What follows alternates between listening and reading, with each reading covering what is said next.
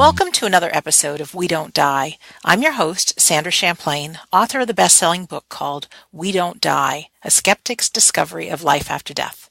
Today on the show we have Dr. Alan Hugenot. Dr. Hugenot is a semi-retired naval architect and marine engineer.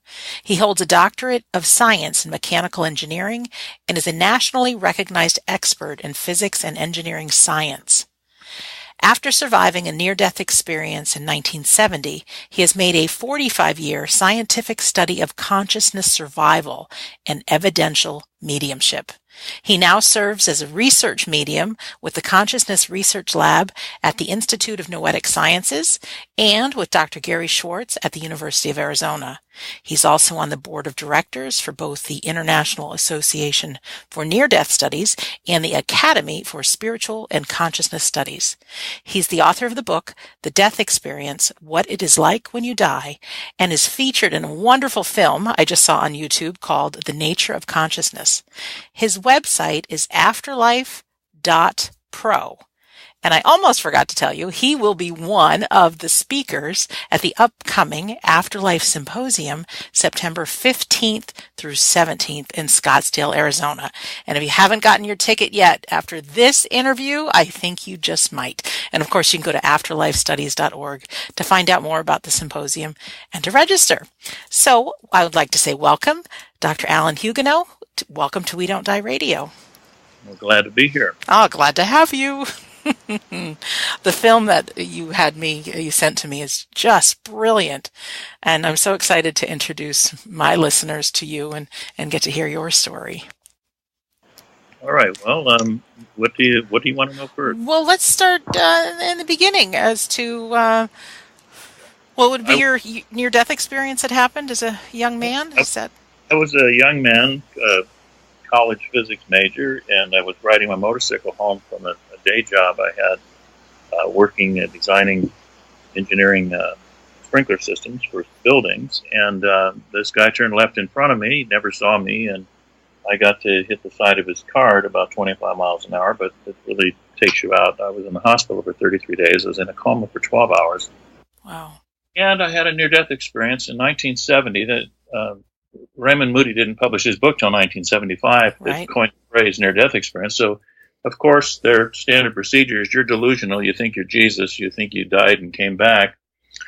And so they wanted to put me in the nut house. But my orthopedic surgeon discharged me 5 days early from the hospital in order to get away from those people. He literally threw my clothes on my lap, put me in a wheelchair, and took me down the freight elevator and out the back door so that they couldn't commit me to the insane asylum because you had to be insane to think such stupid things as that you went to the other side and came back. Right. So I always say this, it's very funny this way. In those days, they wanted to put me in the nut house. Now they pay me to speak. We made some progress, obviously. Yeah, we sure did. And what was the experience like? And first of all, how many broken bones did you have after such a thing? In those days, our helmets that we wear on a motorcycle didn't have a round in front of your chin. And so I took a nice bite out of his luggage rack, and I had all of the upper teeth were cracked and broken in the top of the mouth, and fissures above that in my skull. And then I had the radius of my right wrist was broken off and pushed up under the skin, clear up to my elbow. And then my right femur was shattered into about 400 pieces. They couldn't put a pin down the middle to put it back together. They had to put plates on the outside, and it took about 4 hours to put the femur back together. And of course, I went unconscious about 3 hours after the accident, because in those days they didn't cut your head open like we do now with the Iraq War. We're going to cut their head open and let their brain swell. And so they kind of look at you and say, well, if he's still here in a couple of days, we'll work on him. Oh, jeez. So there I was, and I wasn't bleeding or hemorrhaging. And so they finally operated me on Thursday after I had the wreck on Monday. It's like that kind of thing. And so when they did finally operate, then I'm in traction and everything, and it was pretty miserable. I was in the intensive care for quite a long time. But you want to know about the near-death experience itself. I went directly to the light. I didn't go down through a tunnel like a lot of people see a tunnel. And to me, this is very interesting. Most near-death experience people tell you about going, and then when they come back, they say, suddenly I was back in my body. Well, I can't remember going, but I can certainly remember coming back into the body. And so only 2 or 3 of us that have gotten some really good stuff. One is PhD Matt Water has some pretty good stuff on returning to the body. Mm-hmm. And both of us, we remember coming, I remember coming through flames, she remembers coming through sparklers. And we think that as you return, that's your extra intelligence, or whatever you want to say it, annihilating as you come back into 3D. And from 4D or wherever we are, we're coming back into this environment, and that extra intelligence or the extra knowledge that you have. Because if you talk to near-death experiencers, we have all kinds of knowledge on that side. We come back here and we feel limited. Right. And that's what it is. And so Thoth Hermes, 6,000 years ago said, the soul is encased in flames. And yes, it is. So anyway, we come back in, and I remember slamming back into the body, coming in somewhere near the head, and just wham, you're back into this existence, this painful existence. And it wasn't my injuries. It was the pain of the feelings of this physical existence. If you push your 2 fingers together, you feel the 2 fingers touching each other. Keep pushing and it starts to hurt. Mm-hmm. Everything that you feel in this universe is pain. That's what you feel. We call it emotions or feelings, but it's all pain, just different levels of it. And so I slammed back into the body. I'm back in this thick, dense, awful place. Being with the light over there, hey, it was home. I'd known the light for 1,000 years. It's like, hey, I'm, no introductions. I know this light. The light knows me. That's us. We are me. And then all of a sudden I'm back here, and that's why some near-death experiencers say to the ERs, the EMTs that have revived them, they say, "Why'd you do that? I liked where I was."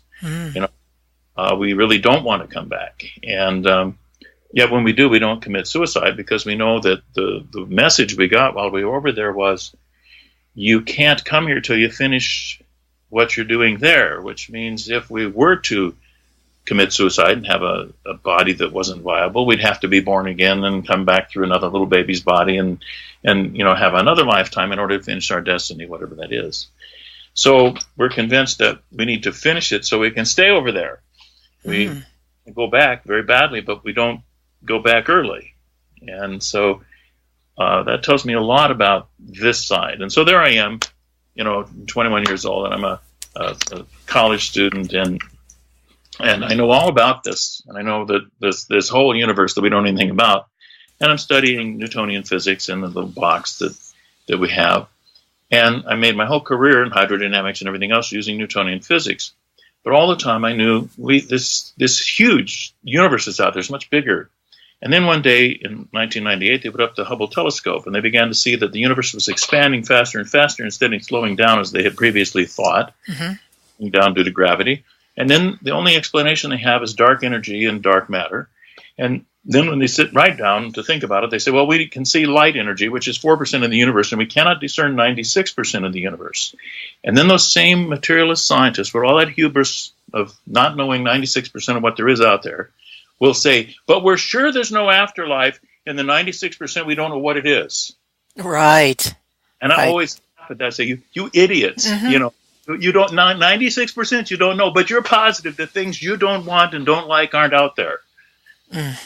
Okay, so why don't they like it and not want it? Because they still, though they quit believing in Santa Claus, the Easter Bunny, and God, they still believe in hell. And if we allow a conscious universe, they're going to catch hell. And that's why they're so militant against us. They forgot to forget hell. Interesting. Okay? Yeah. As they grew up, they forgot about the Easter Bunny. They forgot about Santa Claus. They forgot about God. But they forgot to forget about hell, all the stuff they were taught as a little child. And they're going to catch hell if they allow us to have a conscious universe. But we know there isn't a hell. So what's the worry? But they don't listen to us. Right. Yeah. So that's kind of what it was like. And I come back, and the psychiatrist says to me, but you're not Jesus. You didn't die and come back. I said, no, I don't know that Jesus did that either. But I did this. I went over there and I came back. And so I finally said to him, look, I said, I've been to Mexico. You haven't. You claim Mexico's not there. Why don't you come along with me and discover Mexico? Yeah, great way of putting it. Sure. Yeah. That made him mad. I told him, I said, I respect your degrees and everything else, but you haven't been to Mexico. And so he wanted to put me in the nut house really badly. And, that's the kind of thing I learned, I came back and I was very empathetic, and I could feel everybody in the room and what they were thinking and what they were doing. And I just had to learn to close up and fold up and not be involved and not feel what they were doing over there. And then when I got near retirement, about 2006, I said, now I can study mediumship. And I started to open up again because, I could feel all of that stuff. And I just opened it all up again and started going to Arthur Findlay and having fun. And it's been a great experience ever since. That's a scientist who becomes a medium that believes in it, and that's what it takes. And that's why all the other scientists have fun with me, because I can talk to them at their level, and then I can also do the mediumship, and then they can test me and wire my head and see what I'm doing. It's a lot of fun. And you've had your head wired? I've had my head wired. And, Dr. Dean Radin and Dr. Arnold Delorme have wired my head with 32-point EEG and then put me in a Faraday cage. And as they're closing the door, Helen, who talks to me from the other side, whom I never met in this life, but she came to me to talk to me. Helen says, they're putting us in a cabinet. She's in there with me. They're trying to show that, no, there's no electrical or magnetic way that anything could come to me, but I'm still getting the information. So it's just fine. But a cabinet back in the 1880s, mediums would have a cabinet to concentrate their energy. So they're closing the door on the Faraday cage, and I'm inside there. And Helen says, "It's a cabinet, Alan." And I say, "Yeah, that's right, Helen." And so I go into an altered state, and they were having me look at pictures of people that were, the pictures were adjusted, so you couldn't tell what era they were from or anything. And they would say, "Are these people alive or dead?" Mm-hmm. And so I have 3 buttons to push: yes, no, or maybe. And I put my fingers on the buttons, and I say to Helen, "Okay, Helen, I'll just go into an altered state, and you look and pick if they're alive or dead." And we hit about 62% correct, and that's not bad. Usually if you're anything better than 50-50, then it's obviously you're not guessing. So that's as good as we could get. We were validating a previous study, and I said to them then, I said, "Now this is not what mediums do." And Dr. Lawrence says, "So what would you like to do instead?" And I said, "Well, I'd like to actually give people readings." So we set up a protocol, and the 26 questions I ask all spirits anyways. First, what's your name? What's your relationship? How'd you die? I've got a set of questions for them. And I tell Spirit, if you don't answer the questions, I'm not going to take the message. I got to have these first, because I want to know I'm talking to you. I want your name, and so I can tell the person your name. I want your relationship, so I can tell them your relationship. And if I can have that evidence up front, then I'll take the message. And so the alarm set it up with Dean Radin, and they set it up so I did all 32 employees at the Noetic Center in 2 days. I gave them 5-minute readings, triple blind. They walk in the room. I don't know their name. I just get to see them. I look at them, and then I write the answers to the questions. And we did very, very well. We would unblind the study if I was to be able to ever meet with the employees and say, "Okay, how much of that made sense to you?" Because that would unblind it. They'd say, "Oh yeah, you had the right name," and then people would say that I preconceived it. It was precognition, and it wasn't mediumship. And so we don't want to unblind it. But I have seen 4 of the employees of the 32 who have walked up to me on campus at the Institute of Noetic Sciences, and they come running towards me. And I hold up my hands, and I put my finger in front of my mouth and say, "Shh." Mm-hmm. What? And I said, "We cannot unblind the study." And they just want to talk to me so bad. Yes, of course. I say, "Here's what you can do. You can tell me if it was really good or if it was really bad." And they say, "Oh my God, really good." So 4 of them have done that, including Sandra Beaton, the president of the Noetic Society. She's one of the 4. And so just to let you know, they got their messages really well, and that worked really well. We haven't gotten another medium to do that. We just don't have any money to study that particular thing yet, but we will use that protocol. Dr. Dorham and I and others will use that protocol on other mediums to make it, because it's what mediums do. We answer the questions like that, and so evidential mediums get it. This is the answers. And Suzanne Giesman and I, we call that name, rank, and serial number. It's just a list of questions. You give me name, rank, and serial number, I'm working with you. And if you can't do that, don't. And it works so well, because anytime I sit down and get to know the client a little bit, the sitter a little bit, Yeah.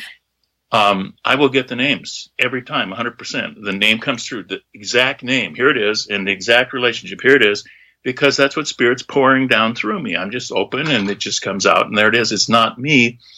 I've done it in front of the Spiritualist Church, where I get 5 names and 5 relationships perfectly done in front of for 3 sitters, and who the people were and what their names were. And I've done that with scientists in the room, and they look at it and they say, "How did you do that?" And I say, "I did not do that. All I did was be open. Spirit did that, because the odds are 320 billion to 1 when we figure that out statistically. I couldn't guess that. 5 names. I mean, just to guess a name is 200 to 1 odds. I understand. It's impossible. It's just so rare. But then Impossible. I've had even people argue the point with me, saying, well, then somebody must be reading somebody's mind. Well, okay, so I was doing that one. I did Mary Franklin, and I got her grandmother that she never met, that died before she was born. And I said, her name's Mary and yours is Mary. That doesn't make sense to me. She said, well, yeah, I'm named after her. But then the Spirit gave me the middle name. And I'm sitting there saying, Margot, Margaret. Well, her middle name was Mamie. That's why I'm saying, I don't stutter. But we didn't know that. She didn't know that. Nobody in the room knew that. But her cousin back east had a picture. On the back of the picture said Mary Adelaide, nicknamed Mamie. Wow. Which we got 3 weeks later. I mean, we didn't know what was happening there. But that's the kind of stuff. I'm not reading somebody's mind. How could I read her cousin's mind in New York? There's 3 million people in the United States, at least 300 million people in the United States. I couldn't possibly pick her out from way back there and pick her brain. How would I do that? Well, and that's kind of a dumb argument anyways, because if you could read somebody's mind, why couldn't you read a dead person's mind? That's correct. And so we always say to the materialist that says that, well, you don't believe in ESP either, so how can you say I did ESP? Aha. I don't believe in either one. And, that you can't use something else you don't believe in to disprove the first thing you don't believe in. You've got to, believe in the thing you're using to disprove something. You can't, that's a stupid argument. Yes. Wasn't there a study that was done too with mediums, whether they were in the alpha state, delta, gamma, theta? Oh, yeah. What we're in when Gary Schwartz did one of those, and Dr. DeLorme's done one at the Medic Society. Both of the labs have done this. And what they've discovered is it's mostly gamma. And gamma is what you do, your muscles, your feelings, it's not your imagination. And they can show you pictures of this, diagrams of it, of your head, showing you what perception looks like, what imagination looks like, what recollection looks like, what mediumship looks like, and what normal looks like, and they're all different. But we've shown that your gamma is what's happening. Your muscles, your feelings, your hearing, and your eyes are what are doing all the work. And your brain's not fabricating anything. It's just taking in information through the feelings, clairsentient, clairvoyant, and clairaudient. That's what you're doing. They can show that. We've got very good data for that, to show that it's coming from outside the medium. Now, where it's coming from is coming from Akashic record. Am I remembering things about Grandma? Mm-hmm. I can tell you from my own experience working with Helen that it's an ongoing relationship. She does things that weren't there before. This is not history that I'm reading about Helen. Okay, mm-hmm. Helen plays with me from the other side, and I get that. And every time I go to a medium myself, especially at Arthur Findlay, where everybody gives you a reading, they'll just look at me and they'll say, "Is her name Helen?" And they don't know. Or she's my wife's mother, and I never met her. Okay, my mother-in-law. Yeah. But she left a bracelet for my wife before I met my wife, and left it in the safe and said, "This is for Gail." And then when Gail knew I wanted turquoise to break up the circuit so people can't suck my energy off after I'm working as a medium, the turquoise does do that. It fits nicely in the circuit. And didn't know that? Yeah, that's why we like our turquoise. Okay, good to know. So she said, Helen had a turquoise bracelet. She gives me the bracelet. So I'm over at Arthur Findlay in 2015, and then got this medium who's been doing it for about 30 years. We're in an advanced class, and we're doing stuff with Simone Key, and we're having a good time. And this medium is giving me a reading. She says, "Oh, and I've got this lady here, and Oh, she gave you a bracelet after she died? How did she do that?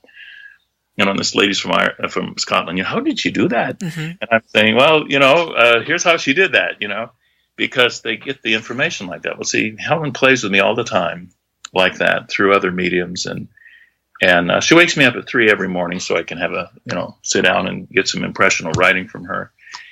And I'm working with a soul phone with Gary Schwartz. Very cool. We talked to Mark Pitstick about that. We're going to have Gary on in a month's time or so. I'm on the board of directors of Mark. Neato. And was working with Gary, and Gary had said, "Here, go get the answer." I mean, this is like a year and a half ago. Go get the answer. I said, "Okay, what's the question?" He says, "No, it doesn't work the way. It's triple blind. You just go get the answer." Oh, thank you. Okay, so I go off to get the answer, and 4.5, 5 months later, I start getting this information for about 6 weeks through Helen, and it's coming from James Clerk Maxwell and Max Planck, and it's coming to me, and other people get their information from David Bohm and other people like that. But here it comes, and I was told in 2013, before I met Gary, that James Clerk Maxwell would be working through me. And so here I am getting this information, and it's all about optics. And I'm thinking, well, Gary's working on audio, and I'm getting all this optical information, crystals and lattice structures, and this is crazy, but I write it all down because I'm taught at Arthur Findlay College. Give what you get. So yes. I write all that down and give what you get. And this is what Helen said this day, and this is what Helen said that day, and here's what Max Planck said, and here's what James Clerk Maxwell said. So I get it all done, and I package it all up after the 6 weeks. It's in the end of July, and Gary says, "When are you guys coming down?" Because he wants to see my wife's Tesla S. And so I said, "Oh, we'll come down in August." So we drive down in August. We get there, we go out to Tombstone territory, and we come back, and we're having fun. And then Sunday afternoon, we go to Gary's lab, and we sit down. And Gary says, "Okay, Alan, by the way, you got the answer." So I did. What was the question again? And you verified 95% of what I've been looking to get the verification on. And that's why I wanted you, a scientist who was a medium, to go do this, because Rhonda's been working on it. She's an artist. And, for her to explain it in scientific terms is very difficult. It's taken a long time. And you verified everything she's worked 7 years to get. And you've done it in about 6 weeks. And I like that. And I said, well, part of that's because we already made the pattern, and I can find the pattern and follow it. But it's also the download from the other side. And he says, now that we have the verification independently, and he says, other mediums have got me a piece of each of this. They'll get this piece or that piece, but you got this whole chunk. And I said, but it's optical. And he says, yeah, I know. That's what I wanted. And you thought it was audio, didn't you? And I said, yeah, I thought you wanted audio. He says, well, I just led you astray on purpose. Wow. And this is about the technology behind the soul phone. Exactly right. Oh, wow. That's the stuff we're doing. We're talking to these scientists from the other side and getting this stuff. And that comes through Helen. See, and Helen, and you say to the scientists, why do you work through us? Well, you're pretty famous. Why are you working through us? Why don't you go somewhere else? And they say, because you're the only ones doing it. Where else are we going to go? And come on, give me a break.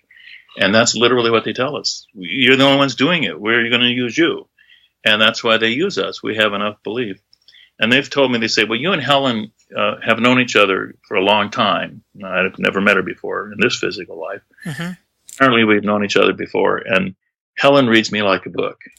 She doesn't come through for her own daughter, Gail, who can go and see, when she's at Arthur Findlay taking a class, she can see the spirits standing next to the people. Helen doesn't talk to Gail. She talks to me. And it's the craziest thing in the world because it's her mom. Right. She talks to me. It's like, okay. But Gail can say when I write this impressions that I get, she says, oh, that's Helen right there. I can see that. Oh, that's her. Oh, yeah, she said that. And so she can see her mom in it, and yet she doesn't talk to her. But the first time I ever got a reading from a medium who brought up Helen, she said, I've got a mother figure here. So I'm thinking my grandma and my mother and like that. And she says she's an architect from Minneapolis. I said, well, first off, none of my grandmothers are architects, and none of them are from Minneapolis. Yeah, none of them from Minnesota. They're from Virginia and Ohio and Kansas, Missouri. And she says, I'll go back. And then she comes back, 86-year-old medium, really great. And she says, she says she's not exactly a relative, but she's a mother figure. Well, who's not exactly your relative, but a mother figure? Your mother-in-law, could be anybody else. And then she says, and she's not an architect, but she draws houses. I live in a building that she drew. And then she said, and she's definitely from Minneapolis, and Helen is definitely from Minneapolis. So it couldn't be anybody else. It had to be Helen. I said, I know who that is. That was the first time. And it just goes on like that with her. So I'm pretty sure it's her, even though we don't know. As scientists, we just don't know. But to us mediums, oh, yes, we know exactly. The spirit is talking to us, and it's really that person. And when I do readings and I get names and I know the name, and I've got somebody's mother there and their sister-in-law that died and their brother, and I got them all by name, and I'm talking, what else can it be except those individuals coming back? Oh, of course. It can't be their memory. Yeah. It's more than that. And so we're busy doing that, and that's why I wrote the book, The New Science of the Conscious Universe. I wrote that book because people have to know that quantum electrodynamics supports everything that we think. And the materialists are using old stuff from 350 years ago. They're based on the first principles of materialism. And those first principles were all assumed to be self-evident 350 years ago. Now, nobody's ever sat down and tried to prove them. And if they would, quantum electrodynamics does not support reality. It does not support determinism. It does not support certainty. It doesn't support any of these basic principles of materialism. But it does support a conscious universe, and it does support multiple dimensions. If you take string theory and you look at string theory, there are 8 different levels out there, 7 more than the 3 we have, plus M theory on top. Well, if you look at the Kabbalah, it's or you look at the older interpretations, there's 7 heavens, and then there's God, or Ein Sof, above that. And if you look at these older systems of looking at consciousness, which are religious, and you look at string theory, it's the same thing. It's just a different way of saying it, whether we do it mathematically or we do it in a metaphysical way. And metaphysics just means beyond physics. And when Descartes divided it up, he said physics is going to be what we can see, and metaphysics is going to be what we can't see. And we've got a whole bunch of materialists that think the whole thing is what we can see. Right. Understand there's this whole other part that Descartes and Newton was an alchemist, for heaven's sake. He was into where do we get this information? How do we get this information? The Nobel laureates who gave us quantum electrodynamics were into Hindu this and get off that, and they were into everything else, and they were not into what everybody thinks materialism. What happened is we didn't listen to the German intelligentsia after the Second World War. We thought, oh, the Holocaust, the Germans are terrible. And so the American second-level intellects who were running the colleges but weren't Nobel laureates who gave us quantum electrodynamics began to say, we won the war, America knows, we're the best, instead of looking at saying, those guys who gave us quantum electrodynamics really knew what they were doing. And what did they say? Max Planck in 1900, before he called Einstein to come work with him over at Berlin, Max said, mind is the matrix of matter. Mind is the matrix of matter.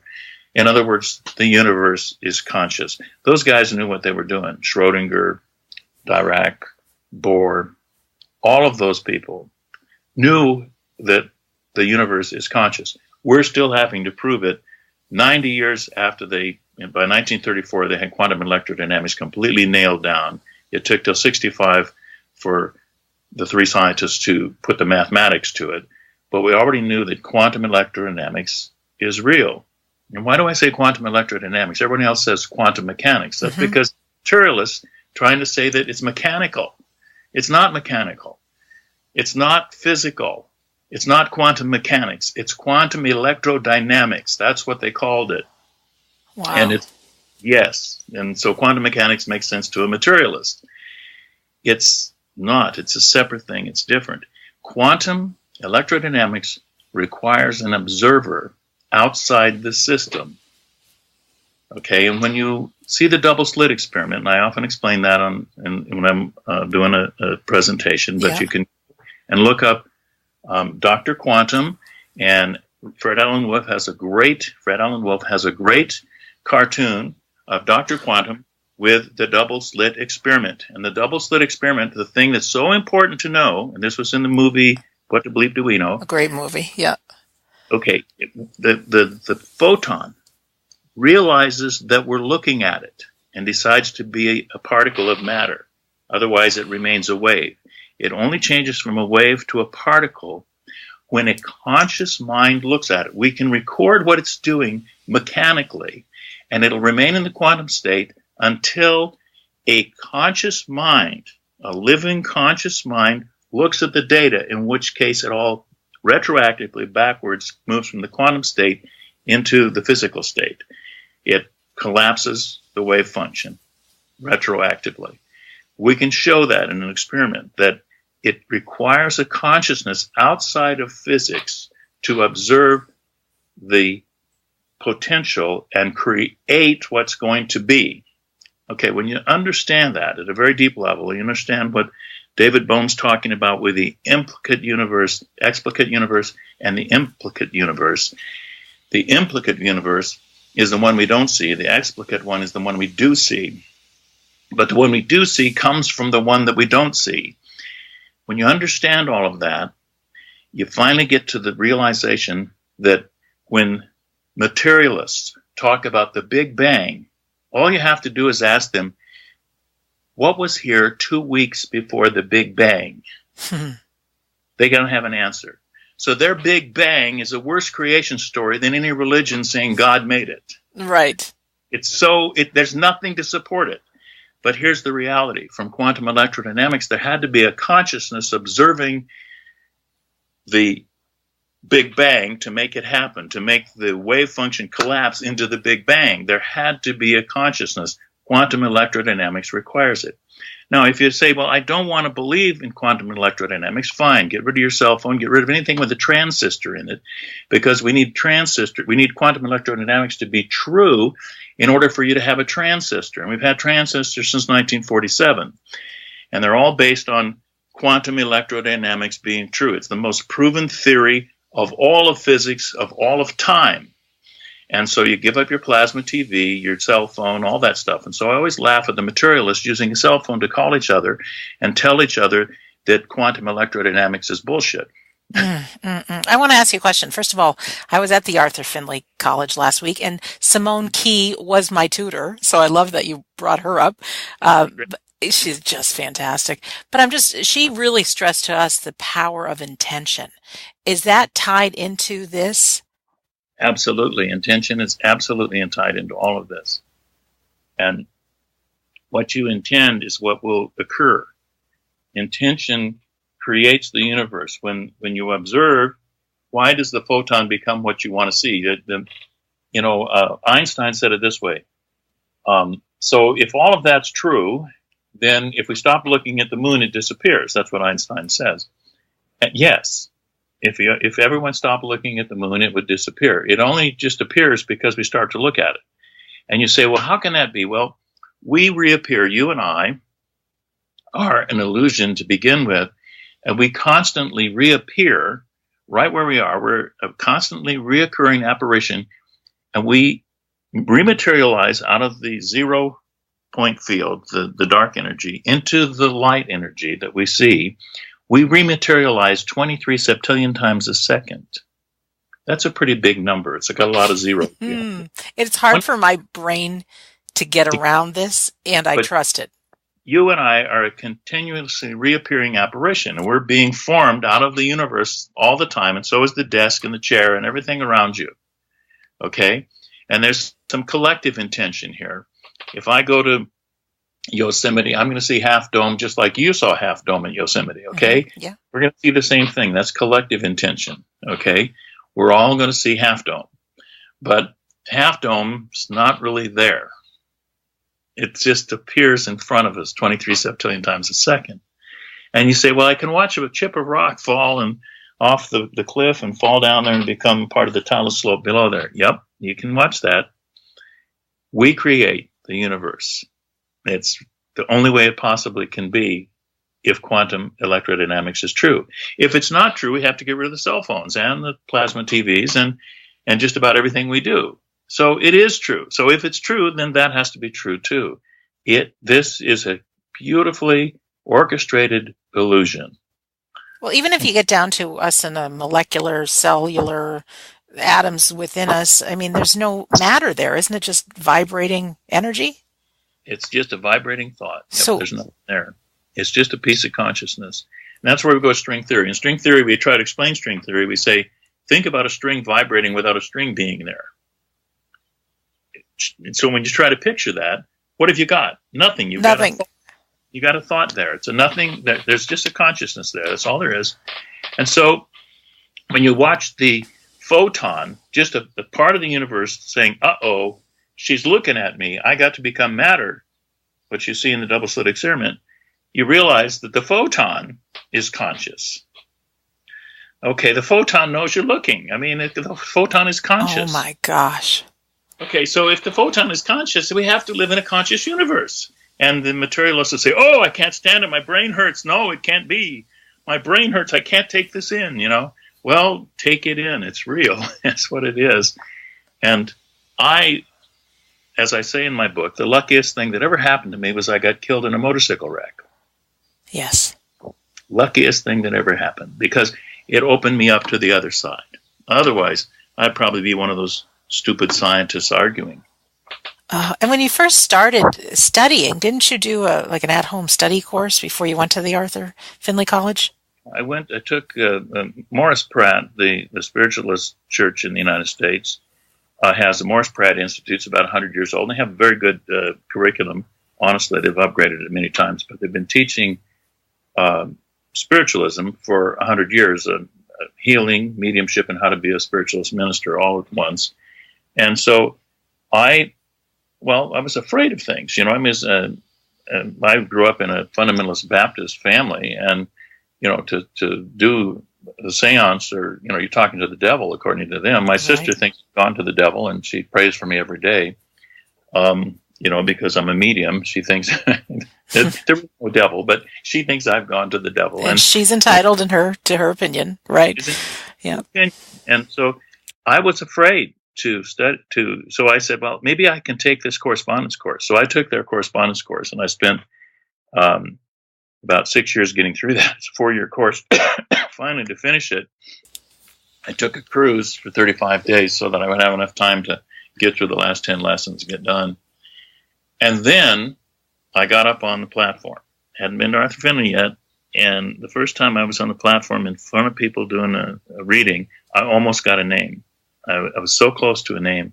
I had the young lady's deceased former fiance. I told what he looked like and everything else. And then I said, well, he had something to do with basketballs. And she said, he doesn't even like sports. He didn't have anything to do with basketballs. And I said, oh. Later I said to Helen, because I knew about Helen already, I said, Helen, what was that about? And she said, well, the only professional basketball player is Jack Sigma of the Seattle Sonics, and I was trying to make you think basketball so that you could say his name, which was Jack. I went back and asked the girl 3 weeks later, what was your boyfriend's name? She said, Jacques. Ah. I almost got it. I should have just been a little more patient with myself, and I could have said Jack the first time I ever gave a reading. But I didn't, and I hadn't been to Arthur Findlay yet. I've gone to Arthur Findlay to study and get it right, but that's how good Helen is with me. She can dig things up out of my mind and my feelings, and I do it all clairsentient. I don't hear anything. I don't see anything. And if you can explain to me how I feel a name, nobody can quite explain that to me. I'm clairsentient, but I feel names.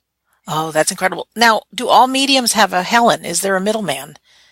There seems to be, whether they know it or not, there's a middleman.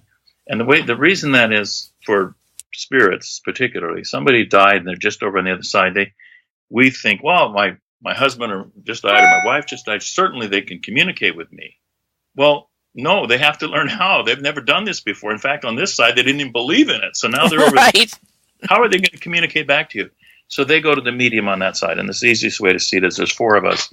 There's me, and there's Helen, and then there's the sitter here, and there's the the spirit over there that wants to talk to the sitter. And so they talk to Helen, and Helen puts it into things that fit in my head and like Jack, and bring it out from me so that I'll say basketballs means Jack, and I will say it. And so Helen puts the feelings into me that make me speak, and she knows how to do that. So she must have known me before, because she really can make me do that. And I'll get the right name, and I'll get the right relationship, and I don't know how it happens. I really don't know how it works. All I know is I do it. Right. And it seems that Helen's making that happen, and she's pretty happy to tell me, yeah, I'm doing it. I'm right here. That's me. That's what's going on. So, okay, then that's what's happening. So it appears that they need they're not just suddenly magic on that side. They're just like us. It's just the next chapter. We've stepped into the next chapter of our saga. And they're just like us. They still have just the same kinds of problems that we have. So they need to get a medium to talk to the medium. Pretty simple. The soul phone is going to solve that a little bit. We're going to make it a little more obvious to people that you can really talk to those deceased, departed loved ones. They're not really dead. I'm excited just to see where the technology is going. I remember being a kid going to Disney World, and I remember, I don't even remember what year it was, but someday there's going to be a computer in every household. And I remember just this animatronic, kid, and he had this huge computer, and I remember, wow. And then further on in the ride, someday there's a technology, and you'll actually, it's like what Skype is today, be seeing the people as you're speaking. And I just remembered, wow, like I can't even imagine. And now, it's become regular. Yeah, we've got our phones, nothing to it. And so who knows what spirit communication is going to be in the future, if it's going to be as easy as texting, or who knows what's possible. Texting's about 5 years. We're going to be 2 years. We have what we call the soul switch. And we have that right now. It's very proven technology. We can get yes, no. And with 20 questions, you can get anything you want from the other side using the yes, no soul switch. We detect their presence because it's soul. We're working on the keyboard, and when we have the keyboard, you can have text, and that's within the next 5 years. Honestly, it's really here. Oh, I've got goosebumps. Yeah, I get goosebumps because we've got a TV show coming out in the next 9 months that will investigate what we're doing, and it's a very good TV show. And literally, they're showing where we're going with it. When think about texting your deceased relative, and then they text back. Okay, that's the technology exists. We have everything we need to do it, and we have spirit that works with Gary and the other scientists on this, and it's coming. I can't say too much because a lot of proprietary, but we're keeping it in proprietary. We're holding it for the people on the other side who gave it to us. Well, I'm excited, Alan. One of the biggest reasons I'm excited about this symposium is Gary Schwartz is going to be there, and yourself, of course, and many others, but talking about the soul phone.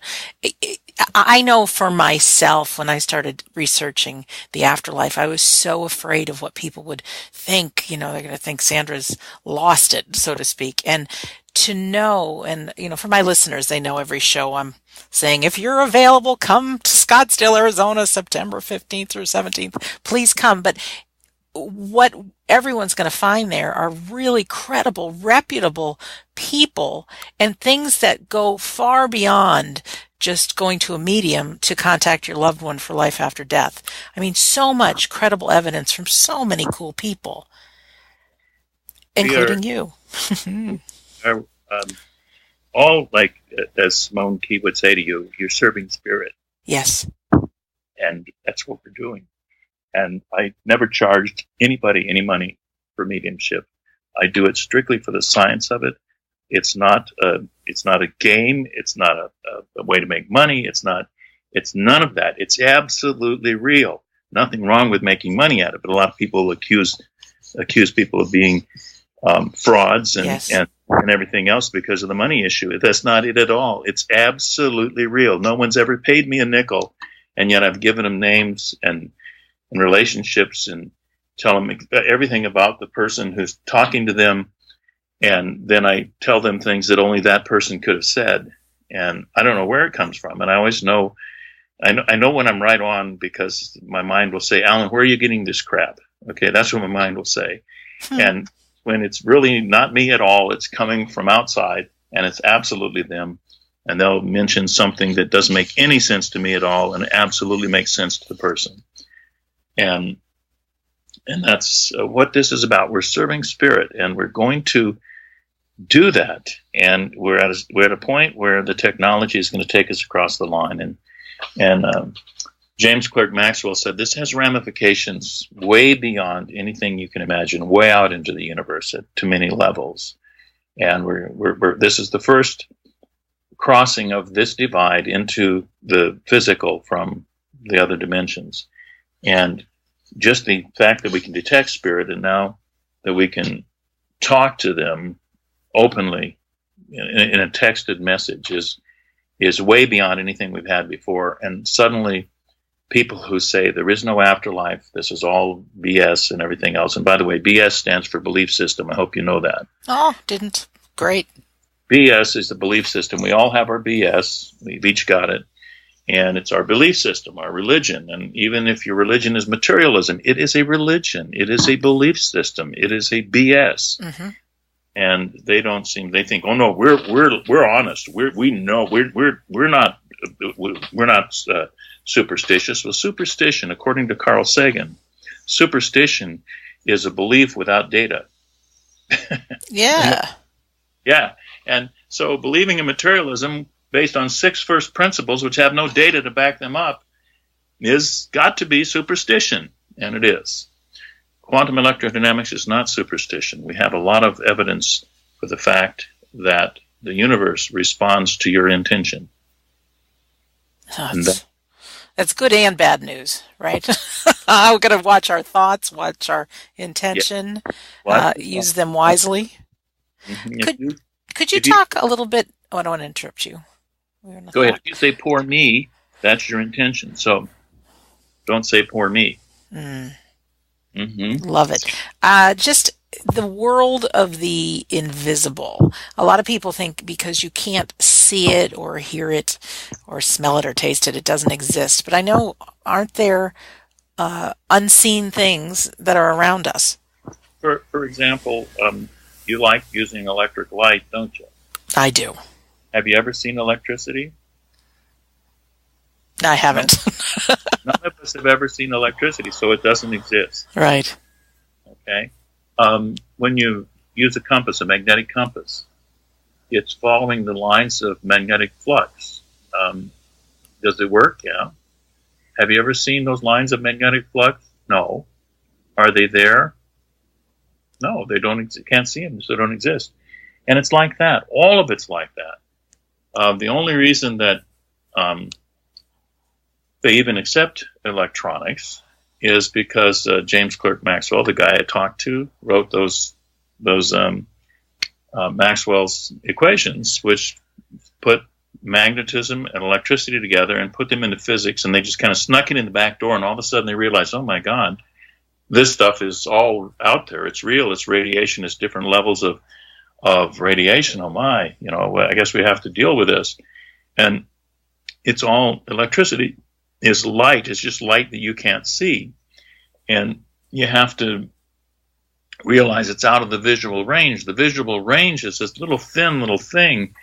And the spirits exists in the what we call far ultraviolet. And it's been told to us many times. And if you understand octaves and things, it's 5 octaves above high C, you'll come to a level which is the far ultraviolet, where they are visible. You just can't see it with your eyes.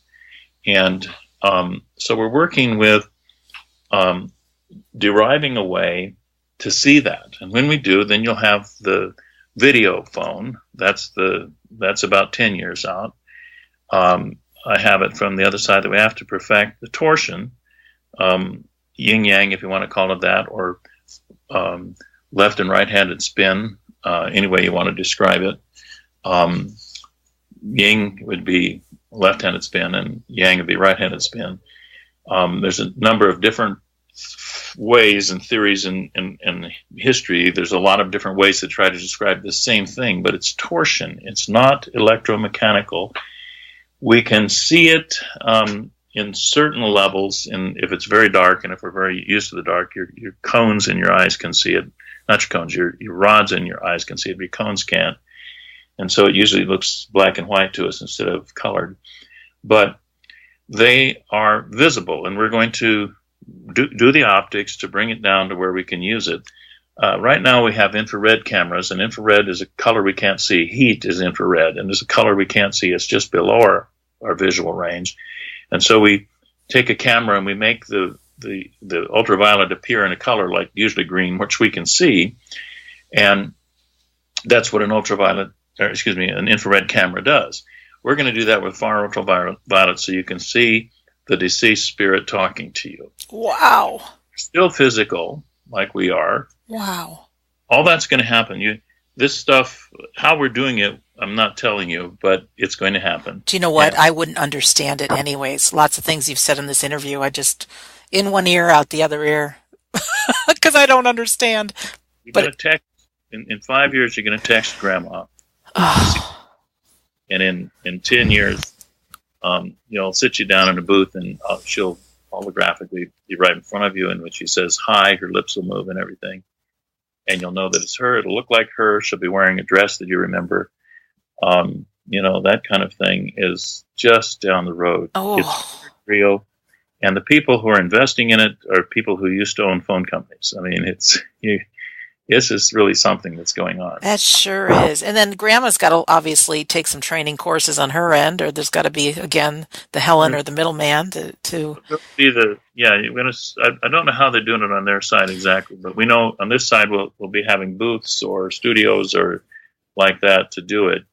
When we get to the texting, it'll finally come in your cell phone eventually, just like now you text your friends. It'll eventually work down to that. In the beginning, it'll be a little different from that, but the technology already exists for everything we're going to do. That's crazy good news. Alan, our time's going by fast. What haven't I asked you that I should, or what do you want to share? Any closing thoughts, or just ask Helen? It's really obvious that the afterlife is real, that consciousness survives. The technology that we're bringing forth is religion warping. The religions will debate with us and hate us. Of course. The scientists will argue with us and hate us. But you're going to see the new world order very rapidly, because no one will be able any longer to say that consciousness and that the universe is not conscious, that God or the force, I would rather say the force, doesn't exist. And they'll no longer be able to say that we don't have an afterlife and that don't go on. It's going to be very obvious that all of that is true. We don't die. There are no dead. Fantastic. And these are the people that I want to play with now and in the future. This is the kind of conversations I want to have. I don't want to be around any complainers and victims in life, to be around people that are intentional, going after their dreams, creating them, saying what's next, reassessing where they've been, playing with the unknown. I mean, this is a fun group of people we're playing with here. Absolutely. They're fun people. Oh, Alan, thank you so, so much. Honest and sweet people you will ever meet. That's true. And I'm so grateful to be a part of it. And, gosh, I entice, again, our listener to come visit Alan and I at the symposium. Go to afterlifestudies.org. And if you can't come, I do understand. But check out the different speakers, check out their websites, check out what they're doing. Get some confidence within yourself that you can share this. I mean, life after death is real. And those of you who are grieving now, just know you will see your loved ones again. You can communicate with them.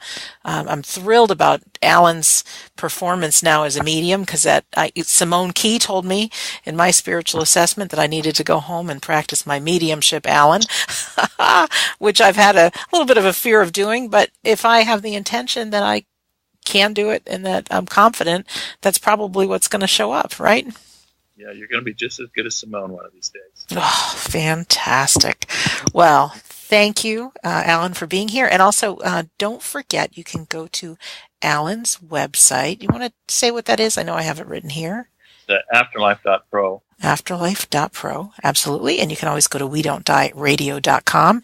And if you listen to this episode on YouTube, if you scroll down into the description, I do have the link to Alan's books, to the Arthur Findlay College, to Dr. Quantum, that video that he had mentioned, and some other great things that he talked about on the show, just to make it very easy for you to find out more, and obviously to register for the symposium. So lastly, I just want to say, this is Sandra Champlain, and it's been a delight to be your host on We Don't Die Radio. And I do believe that life is an education for the soul, that your life here on Earth is important.